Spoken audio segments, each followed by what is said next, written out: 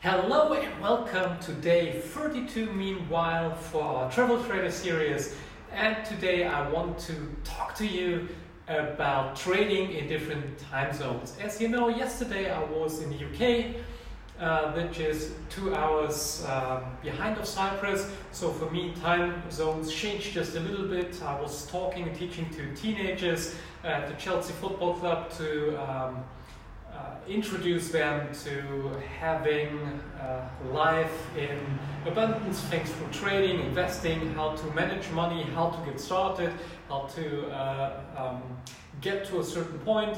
And afterwards I was meeting one of my trainers in the UK. We had some fantastic food. London is a great city if you want to eat out internationally, so I absolutely recommend it. However, our topic today, day 32, that's why you see the little watch here, is trading through different time zones. You can imagine, especially as a travel trader, we want to see a lot of the world, we go to different places, and we are independently from where we trade. So we can do that pretty much everywhere where we have an internet connection.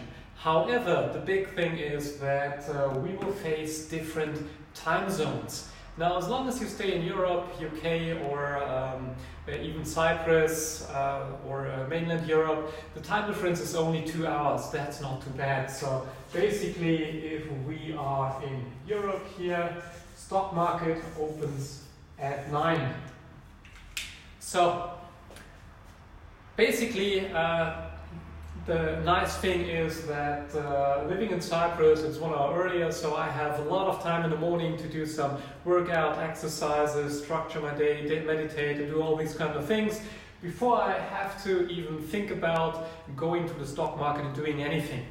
However, if I would be in the UK and the local stock market starts at 8 UK time, then I have to get up earlier because I'm missing 2 hours now. Which is not a big problem, but it kind of makes you do things in a different order, so it messes a little bit with your routine.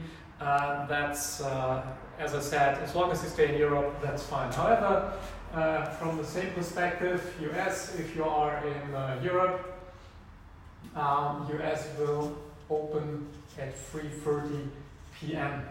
So far, so good. As long from a European perspective, you can trade like this is 9 EU time as well.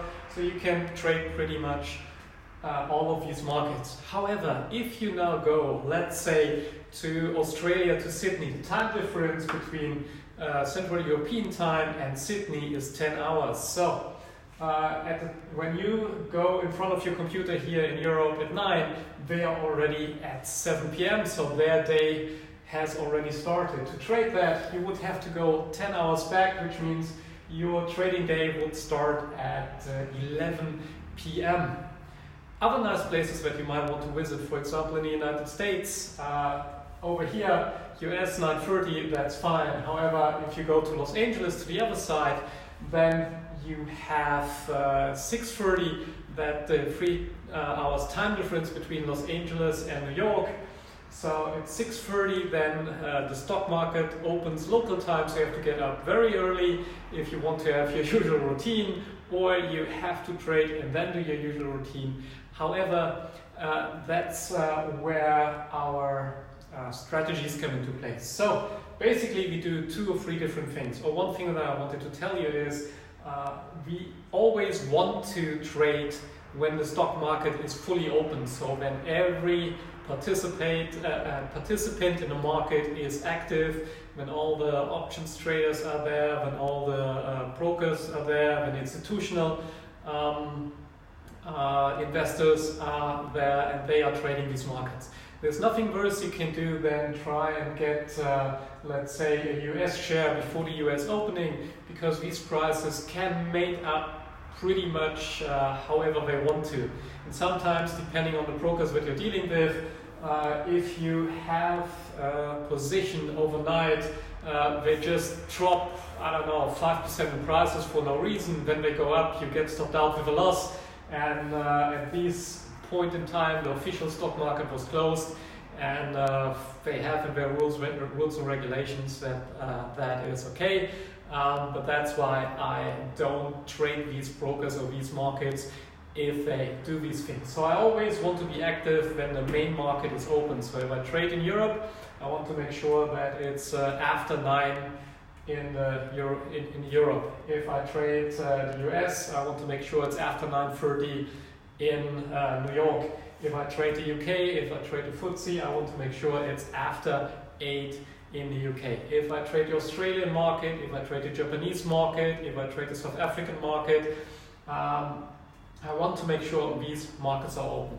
There's one other thing, if you think about South Africa, for example, they don't do daylight saving times. If you trade in South African stocks outside of South Africa and the clock switches 1 hour back or 1 hour forward, the time difference between these countries that don't do daylight savings times will change as well. So, as you can realize, that can become very, very complicated. One of the things that I usually do is, because if you try to calculate it or if you get something wrong, especially if you travel different places or if you're somewhere in between, but you don't know these hours, I always have like a world clock on my phone, which I'm currently recording with. That's why I can't show you.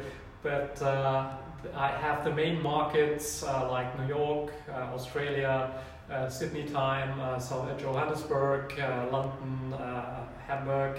So the most of the markets that I trade are on that clock. So I just have to check, okay, now what's the time difference between them, and then I know wherever I am in the world when I have to trade or when I want to trade actually, because obviously we don't have to do anything, but we want to because it's very, very lucrative. So one thing that I do or that I love to do is I typically, when I travel, I don't do these ultra short-term day trading things, because that puts me in front of a special market and I have to be in front of that computer, and that might be in the middle of the night or in the very early morning, or at some time where I just don't want to sit in front of a computer but enjoy the sunshine, be out at the pool, the ocean, hang out with friends or whatsoever. So one of the things that I do is that I switch from these ultra short-term things that we were talking about when we do all these index tradings. I switch to medium and longer term trades where I have positions over several days or weeks, which is something we refer to swing trading, so that I don't have to be in front of my computer a lot, but I can just deal with it a few minutes a day, and then I'm done and I can have a look, okay, when is the market that I want to trade open. Another thing that I do, depending on, especially when you are, let's say in Sydney or Los Angeles, where the times are not so, let's say, beneficial. If you're in Los Angeles and you want to trade European markets, time difference is 9 hours, so you have to stay up until midnight, and which is quite late for me, and you want to be fresh when you're trading, so you want to know what you're doing and you don't want to be half asleep, so you don't want to stay up until midnight before you can start doing something, and that's why I switch to different markets, first of all geographically, but the second of all is that I tend to trade more forex, more currencies when I'm traveling, and the reason for it is pretty simple, because if I trade, let's say, Australian dollar, US dollar, I am getting pretty good prices and fillings every time when the Australian market or the US market is open, so the time frame where I can trade very well expands, and I don't have to be just on time for that kind of market opening, so that makes my life pretty easy. It's a little bit more difficult with commodities, so main markets that I trade commodities are either when the London market is opening or when the Chicago, New York time, when that market opens. So these are the two main commodity markets that I trade, so I have to be a little bit focused on these times, but otherwise I deviate in these kind of things to make sure that I can trade appropriately and that I don't get caught in all of these different time things. So the difference can be quite significant.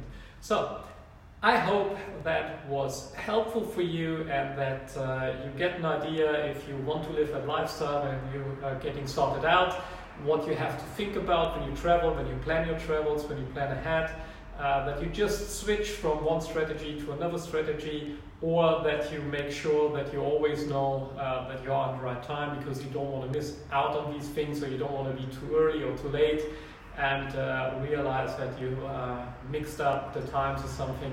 So make sure that you have a wall clock, or you can even ask your phone about the time difference or what time it is now in whatever market you want to trade, and you will know and you can do exactly the same thing.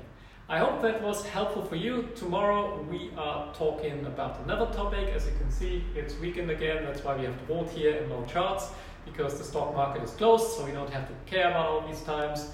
And tomorrow we talk about something exciting. So looking forward to see you all again tomorrow. Hope this was helpful. If you have any questions or any practical things you want to know about trading different time zones, countries and whatsoever, what you need to look out for, or what you want to watch, or what you have to watch, let me know in the comment section. Otherwise, I wish you an absolute great evening and weekend, and I see you all again tomorrow. Thank you for watching, and goodbye.